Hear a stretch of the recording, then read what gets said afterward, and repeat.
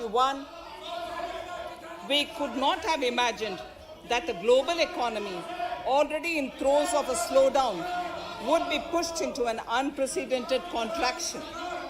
We could not have also imagined then that our people, as those in other countries, would have to endure the loss of near and dear ones and suffer hardships brought about due to a health crisis. The risk of not having a lockdown was far too high. Within 48 hours of declaring a 3-week-long complete lockdown, the Prime Minister announced the Pradhan Mantri Garib Kalyan Yojana, valued at 2.76 lakh crores, that provided free food grain to 800 million people, free cooking gas for 80 million families for months, and cash directly to over 400 million farmers, women, elderly, the poor, and the needy. Even as a large section of citizens stayed home, milk, vegetables, fruit suppliers, health and sanitary workers, truck drivers, railways and public transport workers, bank employees, electricity workers, our annadatas, police, firemen, and the armed forces all had to go about their work as normal, but with the additional anxiety of the virus hanging over them.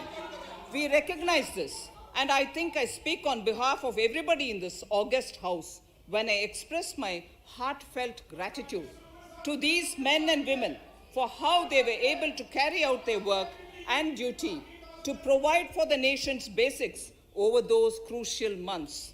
Speaker, sir, for public good, honorable members of parliament and members of legislative assemblies too offered their salaries.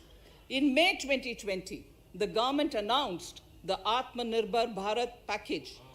To sustain the recovery further into the year, we also rolled out 2 more Atmanirbhar packages, 2 and 3. Total financial impact of all the Atmanirbhar Bharat packages, including measures taken by the RBI, was estimated to be about 27.1 lakh crores, which amounts to more than 13% of our GDP. As a government, we kept a watch on the situation and were proactive in our responses. The government, led by the Prime Minister, stretched its resources to deliver for most vulnerable sections of our society, the poorest of the poor, the Dalits, the tribals, the elderly, the migrant workers, and our children. The Pradhan Mantri Garib Kalyan Yojana, the 3 Atmanirbhar packages, and announcements made later were like 5 mini budgets in themselves. The Atmanirbhar packages accelerated our pace of structural reforms, redefinition of MSMEs, commercialization of the mining sector, agriculture and labor reforms, privatization of public sector undertakings, one nation, one ration card, production-linked incentive schemes are some of the notable reforms carried out during this period. Faceless income tax assessment, DBT, and financial inclusion are the others. Today, India has 2 vaccines available and has begun medically safeguarding not only her own citizens against COVID-19, but also those of 100 or more countries. It is added comfort to know that 2 or more vaccines are also expected soon. Honorable Prime Minister launched the vaccination drive by crediting and thanking our scientists. We are ever grateful for the strength and rigor of their efforts. Having said that, we are all reminded time and again that our fight against COVID-19 continues into 2021. Now, just as it happened after the 2 world wars, there are signs that the political, economic, and strategic relations in the post-COVID world are changing. This moment in history is the dawn of a new era, one in which India is well poised to truly be the land of promise and hope. I borrow the words of Rabindranath Tagore: Faith is the bird that feels the light and sings when the dawn is still dark. Faith is the bird that feels the light and sings when the dawn is still dark. In this spirit, I can't help but recall the joy that we as cricket-loving nation felt after the Team India's recent spectacular success in Australia.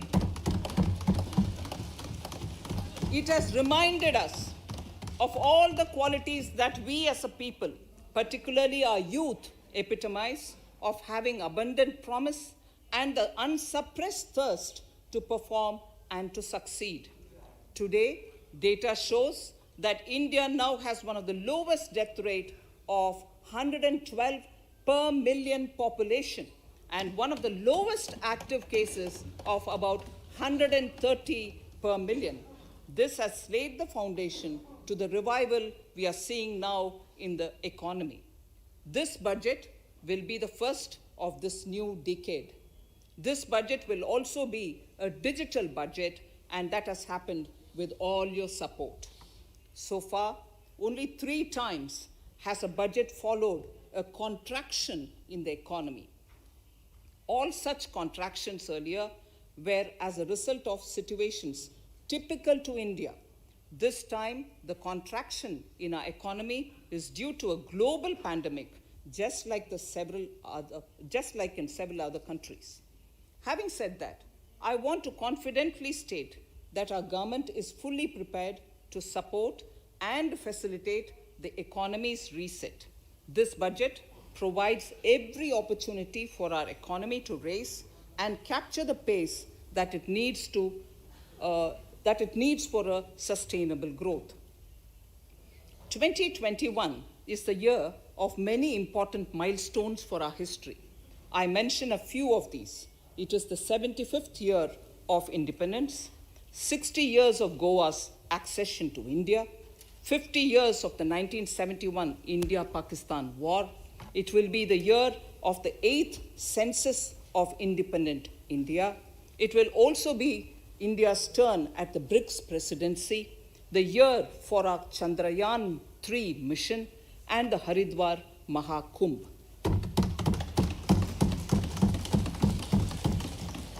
Honorable Speaker, before I commence part A of the budget, I want to take a moment to acknowledge how isolating and distancing seemed like insurmountable challenges for a country like ours that has people coming together in times of crisis. It hurts us in many ways. It hurt us in many ways. I bow my head in respect to every citizen for the endurance shown in facing what was an undeniably a tough year for all our physical and mental well-being. Part A. In Part A, I wish to lay a vision for Atmanirbhar Bharat. Atmanirbhar Bharat or Atmanirbharta is not a new idea. Ancient India was largely self-reliant and equally a business epicenter of the world. Atmanirbhar Bharat is an expression of the 130 crore Indians who have full confidence in their capabilities and skills. We are already part of international groupings such as the G20 and the BRICS, the Coalition for Disaster Resilient Infrastructure, and the International Solar Alliance are realities today due to India's efforts. The proposals in Part A will further strengthen the sankalp of nation first, doubling farmers' income, strong infrastructure, healthy India, good governance, opportunities for youth, education for all, women empowerment, and inclusive development, among others. Additionally, also on the path to fast implementation are the 13 promises we had made in the budget of 2015-16, which were to materialize during the Amrit Mahotsav of 2022 on the 75th year of our independence. They too resonate with the vision of